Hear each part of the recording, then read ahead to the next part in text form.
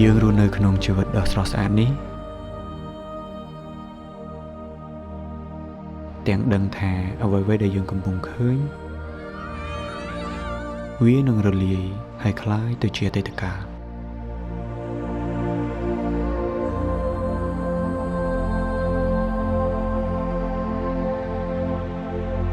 ពេលខ្លះ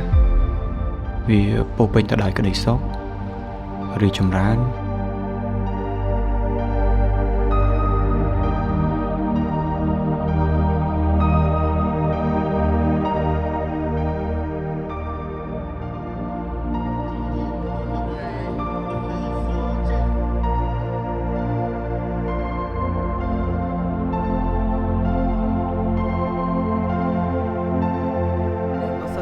និយាយការពិតទៅជាប្រវត្តិសាស្ត្រហើយនេះបាទជាប្រវត្តិសាស្ត្រ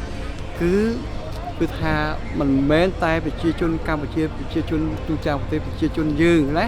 ទេដែលអាចបានស្គាល់បានឃើញថ្ងៃ31នេះមិនថែមប៉ុណ្ណោះអាចនឹងពិភពលោកគេស្គាល់ថាអ្វីដែលអស្ចារ្យដែលខ្មែរយើងដែលកម្ពុជាយើងធ្វើបាន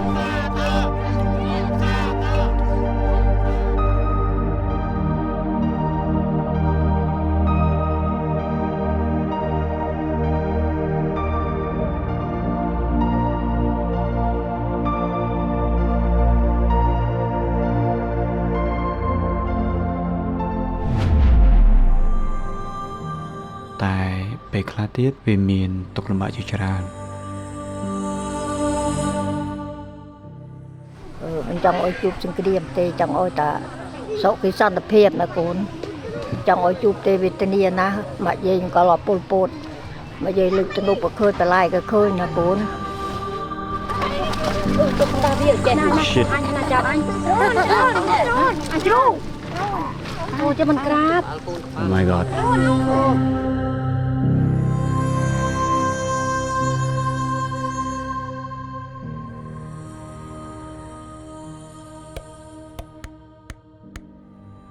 ពេលដែលយើងបានឃើញនៅរឿងរ៉ាវកន្លងទៅទាំងអស់នោះ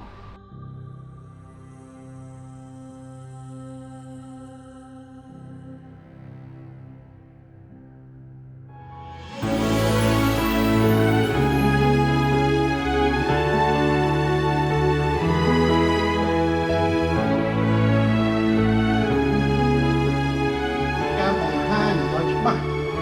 ទៅលើសម្លេងតែមួយនៃមហាគ្រួសារខ្មែរដែលប្រជាជនកម្ពុជាទាំងអស់ទាំងនៅក្នុងនិងក្រៅប្រទេសគឺមិនត្រូវការសង្គ្រាម